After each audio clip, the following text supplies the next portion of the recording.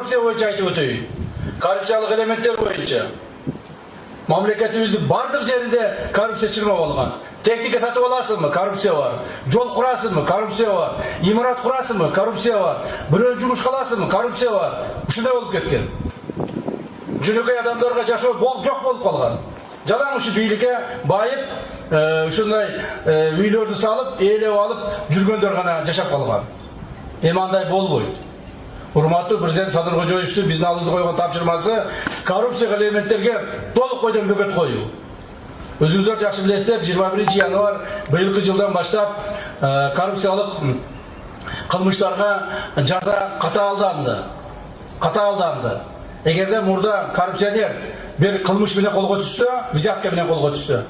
Je olmasa bir mamleketin bir baylığını cep koygan bolsa, al şu mamleketin baylığını kayra toluktap, tergөө менен кызматташууга барып, жана барды кылмышты мойнуна ала турган болсо, мыйзамдын чегинде ага штраф менен чыгарып коюшчу. 20, 30, 50, 100 миң сом менен. Эми андай болбойт.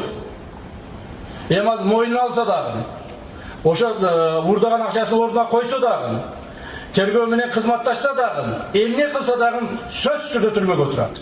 Мына ушундай мыйзам кабыл алдык. Ошондон коррупциялык элементтерге, баш ийгендерге, коррупциялык элементтерге барган мамлекеттик кызматкерлерге дагы бир жолу эскертип айтамын. Коррупцияны тыйгылаган. Туура ушул мыйзам кабыл алгандан бери азыр кескин түрдө коррупция азайды. Бирок баары бир жанагы паразиттер, kan sorguşlar, anca mayda çüydü ayaktan bir alıp koyuyor degenler var. Ayrıca mınanarı biz mamleketik dengelde korrupsiyanın bardığın azayttık mı? Hazır mektepler, больницалар, sadikler geçeyin karayız.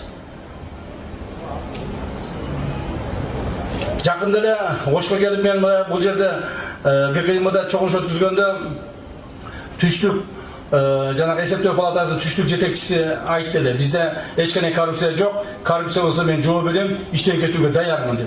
Мына кече Тогуз-Тородо ошонун бир кызматкерин $3000 пара алып аткан жерден кармадык. Кызматтан кеттиби ошо киши?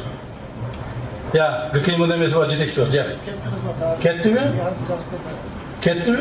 Ну вот, мына сөзбө жооп берсин, кызматтан кетти.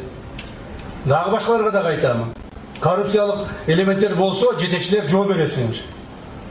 Жооп бересиңер. Мэрияда коррупция болсо Жеңишбек Шерматов жооп берет. Губернатор жооп берет өзүнүн аппаратында коррупция болсо.